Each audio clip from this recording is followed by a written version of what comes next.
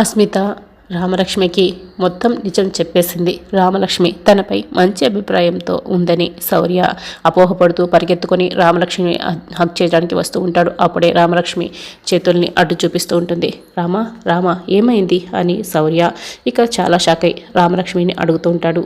అప్పుడే రామ ఏడుస్తూ, ఇన్ని రోజులు నా తప్పేం లేదు, నేను ఏ తప్పు చేయలేదు అని మీరు బొకాయిస్తూ ఉంటే మీ మీద ఏమూలో చిన్న నమ్మకం మిగిలి ఉండేది సార్. ఇప్పుడు ఆ నమ్మకం కూడా పూర్తిగా పోయింది అని రామలక్ష్మి ఇక ఏడుస్తూ చెప్తూ ఉంటుంది. శౌర్య ఇక ఇంకా షాక్ అయి వింటూ ఉంటాడు. సగం కాలిన మనస్సు సంపూర్ణంగా మసైపోయింది. నేనే ఏదో ఒకటి చెప్పి ఈ పెళ్ళి ఆగిపోయేలా చేస్తాను సార్ అని రామలక్ష్మి చెప్తూ ఉంటుంది.